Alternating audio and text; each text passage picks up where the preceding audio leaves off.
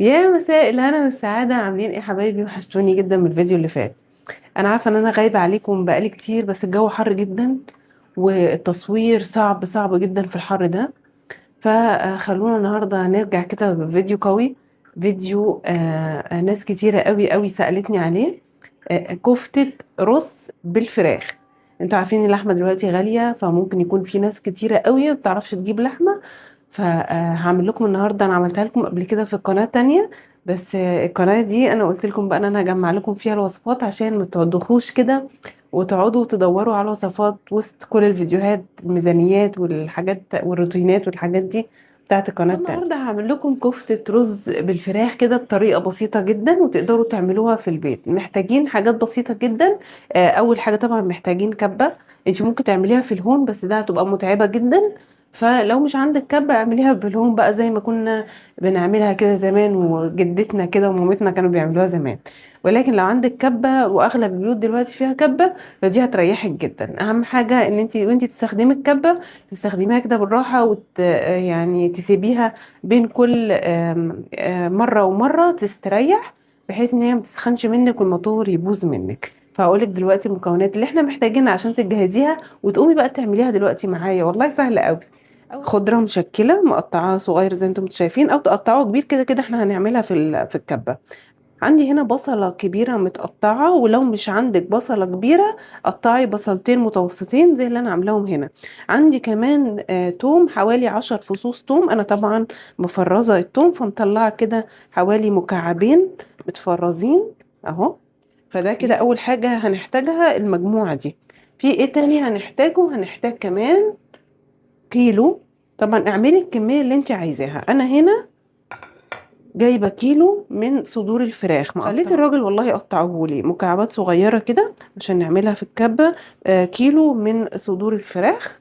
طبعا غسلته كويس جدا ونقعته في ملح وفلفل اسود. فلفل اسود او الجنزبيل، الاتنين دول بحطهم في ميه المحلول بتاعه الفراخ اللي انا بغسلها فيها، بتضيع الزفاره جدا. فحلو جدا حطيته هنا في ميه وملح بعد ما غسلته. طبعا نقعته شويه حوالي ساعه كده في ميه وملح وفلفل اسود، وبعد كده حطيته يتصفى كويس جدا. مهم جدا ان احنا نسيبه يتصفى كويس جدا عشان احنا مش عايزين ميه في الكبه.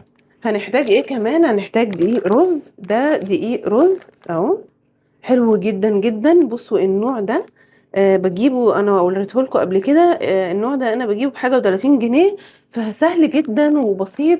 انت ممكن طبعا تجيبي رز وتغسليه كويس وتنقعيه وتسيبيه لما يبوش وبعد كده تصفيه كويس، مفيش اي مشكله. ولكن ده رخيص وهيديكي نتيجه احلى بكتير. ولا هتغسلي ولا هتعملي ولا هتسيبيه يتصفى ولا اي حاجه. فدقيق الرز ده من احسن الحاجات اللي بعمل بيها على طول، وبتسهل عليا عميل كفتة الرز. فجميل جدا جدا، فخلونا نستعمله احسن.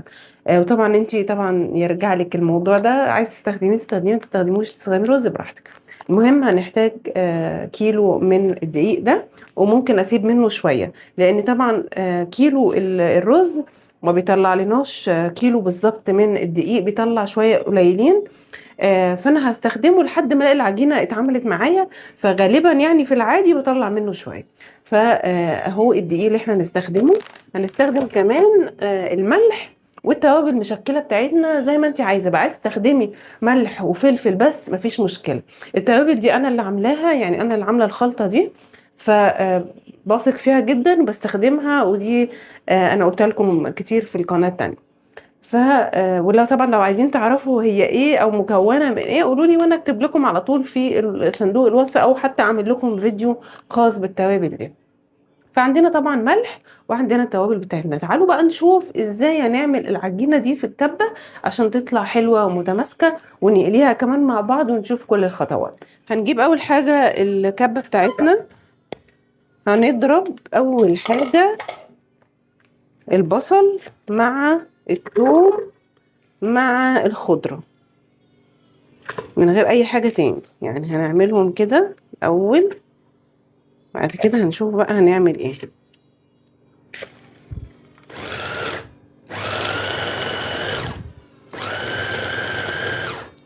انا بستخدم طريقة النبض دي عشان احافظ على الكبة بتاعتي.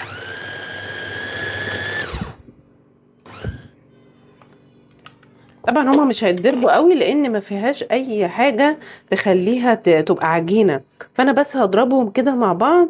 وبعد كده دلوقتي هنضرب الصدور، بعد كده هنشوف هنعمل ايه.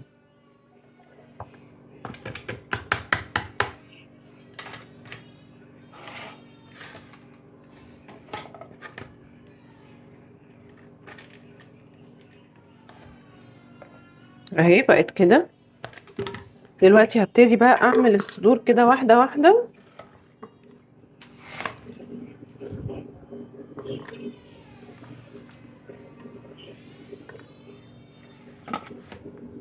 اهو هنا بقى احنا هنعمل الصدور كده.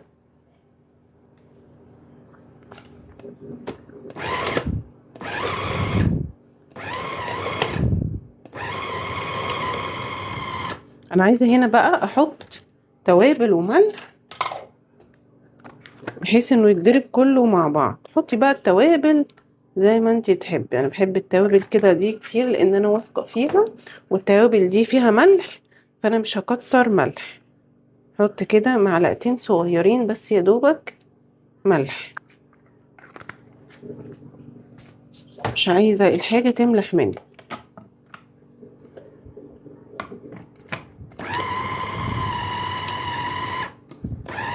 كده كفاية اهو. بصوا لفت على بعضها ازاي. استنى ارفع الكاميرا شوية. بصوا لفت على بعضها كده وبقت خلاص ناعمة جدا. هاخدها بقى وانزلها على اهي. انا جبت حلة هنا عشان تبقى كبيرة، نزلها بقى على الخليط ده. بصوا عاملة ازاي.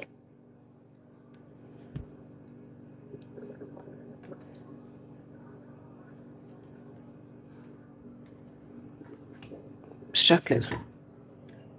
كده كده احنا نرجع نعملها في الكبة تاني، بس يعني ايه قدر الامكان ننزل كل الفراخ زي ما قلت لكم. هنحط كده واحدة واحدة. حطيت هنا نص الكيس كده. هنعجن الاول بايدينا قبل ما نرجع نديها ضربتين كده في الكبة.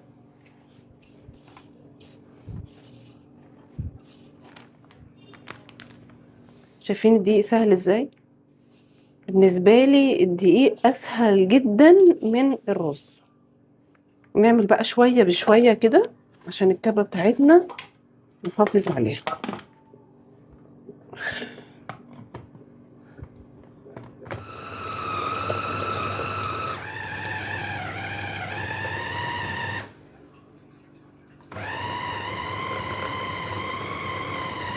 بسم الله الرحمن الرحيم.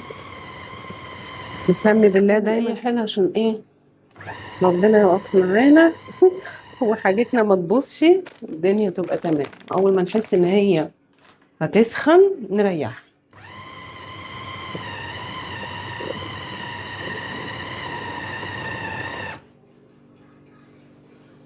شايفين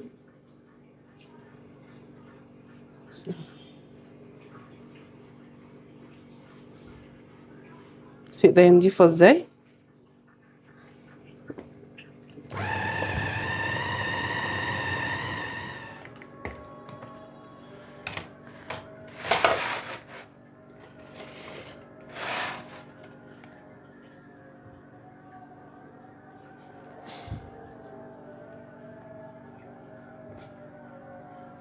هحط بقى الكمية هنا عشان ابقى براحتي كده وانا ايه بعجن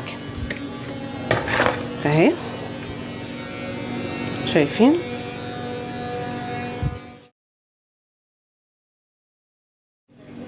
وهجيب كمان طبق يكون فيه زيت علشان ابتدي ان انا اصبحها. احط كده زيت بمنتهى السهولة بقى زي ما بنعمل الكفتة في العادي. هناخد كده وناخد حتة. اعمليها بقى زي ما انت عايزة. انا بحب اعملها مدورة وبحب اعملها صغننة اهي. نحاول كده نصبحها حلو عشان تبقى كلها متجانسة اهي شايفين؟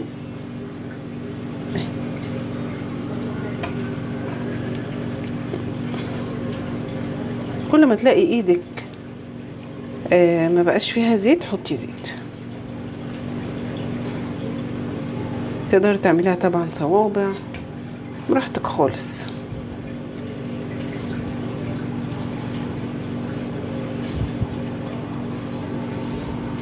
بصوا اللهم بارك، عملناها وما احتاجتش ان احنا نحطها في التلاجة ولا اي حاجة، عملناها على طول.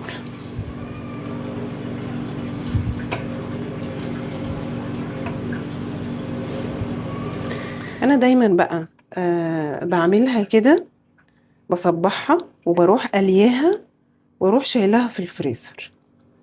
ده بقى بيسهل عليا كتير جدا. انتوا هتشوف طبعا الفيديو على بعضه، لكن في الحقيقة انا مش عاملة كل ده في يوم واحد. انا دايما بجيبها بعمل العجينة زي ما انتوا شايفين، وبصبحها وبقليها، وبروح مكيساها لما تبرد، واروح حطاها في الفريزر. بتنفعني جدا جدا جدا التجهيزات دي. وبرضو بعملها في تجهيزات رمضان. طبعا تجهيزات رمضان لحد السنة اللي فاتت كنتوا بتشوفوها على القناة التانية، لكن السنة دي ان شاء الله تجهيزات رمضان بخصوص الاكل هتكون على القناة دي. اي حاجة خاصة بالاكلات بالوصفات هتلاقوها على القناة دي بإذن الله. وعشان كده أنا عملت لكم القناة دي عشان تجمع كل الوصفات وأي حاجة خاصة بالأكل. فالحاجات دي بتنفعني جدا بقى في رمضان وفي الأيام العادية كمان. إن الحاجة تكون جاهزة، بقوم الصبح أطلع الصلصة اللي أنا عاملاها. كمان مش بعمل الصلصة من أول وجديد، دايما بجيب صلصة. يعني طماطم مثلا، طماطم دلوقتي بقى لها فترة رخيصة اهي، جيبي بقى بال10 كيلو واروح عاملاهم واروح حطاهم في الفريزر، اروح مطلعه كيس الصلصة. وطبعا انا زي ما انتوا عارفين اللي متابعني على القناة التانية عارف ان انا الصلصة بشيلها جاهزة كاملة متكاملة، يعني بالبصل بتاعها بالتوابل بالملح كل حاجة. فبطلع كيس الصلصة جاهز، يا دوبك بعمل الرز بس، اطلع كيس الصلصة اللي انا عاملاه من الفريزر واروح ساقطة فيه الكفتة اللي انا محمراها وشايلاها في الفريزر، يا دوبك بس اعمل شوية الرز. شايفين السهولة؟ لازم نسهل على نفسنا، بدل ما تقفي تعملي الاكلة كاملة من اولها لاخرها ويومك يضيع وتحسي ان انت تعبانة مش قادرة تعملي اي حاجة تاني في اليوم، ويومك كله كل يوم يضيع في الاكل. لا، يوم او يومين كده اول الشهر هاتي الحاجات دي، او بالاسبوع زي ما انت شوفي بتجيبي مشترياتك امتى تجيبيها وتعملي التجهيزات دي. كفايه جدا جدا جدا سواء في رمضان او غير رمضان.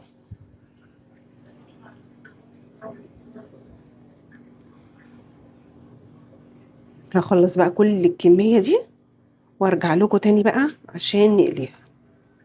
خلاص هنا بقى اللهم بارك خلصت كل الكميه.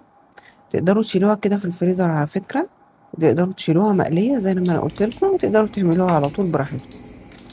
هنقليها بقى هنا في زيت سخن ويكون غزير، ونحاول ايدينا كده تبقى فيها على طول نقلبها عشان كلها تبقى لون واحد، ما يبقاش جنب وجنب.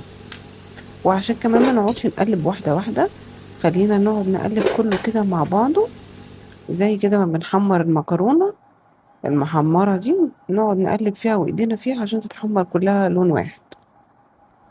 هنا بقى جبت بصلة ابتدي ان انا احمرها، وهنا كنت حاطة الرز خلاص مشوحاه. عملت هنا صلصة الطماطم. هنا بقى على البصلة بحب ان انا اشوح معاها المرقة والتوابل بتاعتي والملح والفلفل الاسود. حطيت بقى صلصة الطماطم، ولما اتسبكت نزلت بقى بالكفتة بتاعتي زي ما انتوا شايفين. أنا كنت حطاها في كيس، طبعا كنت حطاها في الفريزر زي ما انتوا عارفين. هنا خلاص الرز اتشرب بقى وسبته غطيته وسبته يستوي على الشياطة على نار هادية. وهنا كان خلاص بقى الأكل بتاعنا خلص. بصوا الكفتة بقى تحفة يا جماعة، تحفة. والفراخ زي اللحمة جميلة جدا. وطبعا سبتها لغاية ما استوت خالص في قلب الصلصة. حلوة جدا وخطيرة وطعمها حلو وسهلة جدا زي ما انتوا شفتوا، وحبذا كمان لو عملتوها على مرتين زي ما انا عملتها. شايفين كل حاجة فيها حلو، والرز مفلفل ازاي. عملت معاكم طبعا الرز قبل كده، لو عايزين طريقته برضه قولولي انزله لكم على القناة دي، معرفش انا نزلته لكم هنا قبل كده ولا لأ. بصوا بقى تحفة جدا، بصوا من جوه حلوة قوي، وانضف من لما تعمليها في البيت، عما ما تجيبيها من بره من عند الراجل تبقيش عارفة المكنة هو فارم فيها ايه قبل كده ولا واقع فيها ايه. كل حاجة في البيت نظيفة وجميلة وزي الفل. أشوفكم على خير في وصفات جاية، وباي باي.